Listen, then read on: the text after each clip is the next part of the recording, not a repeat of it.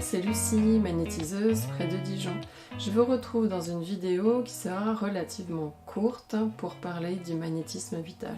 Si vous avez vu ma précédente vidéo où je parle des différents magnétismes, je fais référence à un moment donné à ce magnétisme vital et je vous disais qu'il est important de ne pas l'utiliser pour rester en bonne santé. Il faut bien sûr se poser la question, comment savoir si vous donnez votre magnétisme vital? Comment savoir si vous le transmettez? Eh bien la réponse est vraiment très simple. Lorsque vous faites un soin à une personne, un animal ou une plante, il faut que vous prêtiez attention à la tonicité qu'il y a dans vos mains ou à l'absence de tonicité qu'il y a dans vos mains et dans vos bras.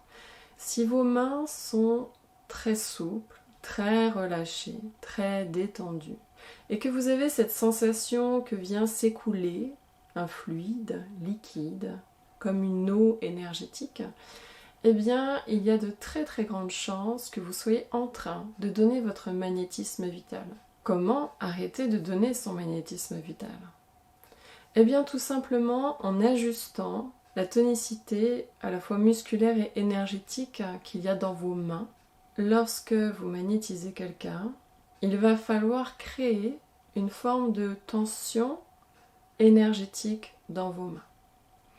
Il y aura donc également une sorte de tension, de tonicité musculaire légèrement accrue par rapport à d'habitude, par rapport à votre état de tonicité naturel. Et ça ne va pas du tout donner cette impression de laisser s'écouler un fluide. C'est plus de l'ordre que vous êtes en train de générer de l'énergie, du magnétisme depuis le centre de vos mains. Je ne vais pas détailler plus dans cette vidéo puisque je l'ai déjà expliqué dans la vidéo précédente sur les différents magnétismes. Sachez simplement que la différence est là. Si vos mains sont relâchées et que vous avez cette sensation que vient s'écouler un fluide, une énergie dans vos mains et jusque dans le bout de vos doigts, c'est du magnétisme vital. Alors que si vous êtes dans un état de tension énergétique au niveau des mains et de tension, de légère tonicité musculaire au niveau des mains, eh bien là, vous êtes dans la transmission d'un magnétisme que j'appelle chirodynamique, c'est-à-dire le magnétisme qui est généré par le champ magnétique du centre des mains. Et c'est ce magnétisme-là qu'il vous faut donner, dispenser dans vos séances de soins pour rester en bonne santé.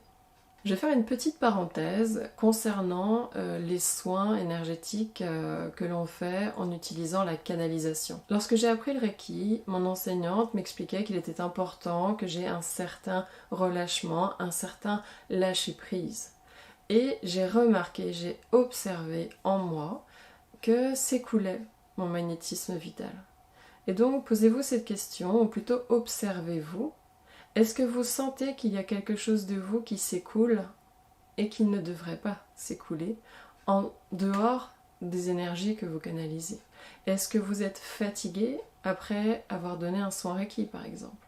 Parce que si vous êtes fatigué au-delà d'une toute petite fatigue que l'on pourrait avoir parce qu'on a fourni un effort de concentration, d'attention, mais si vous avez une fatigue qui n'est pas normale, eh bien vous pouvez déjà vous demander si vous n'auriez pas transmis un peu de votre magnétisme vital. Bien sûr, il n'y aura pas que ce facteur-là à prendre en compte, mais c'est déjà une question à se poser. J'espère que cette vidéo aura répondu à vos questions concernant le magnétisme vital. Si vous l'avez appréciée, n'hésitez pas à y mettre un pouce ou à la partager aux personnes qui sont intéressées par cette thématique.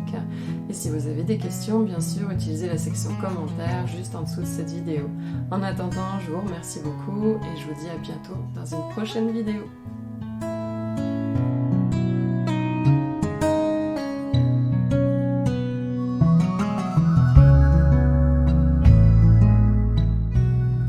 Du one shot, hein.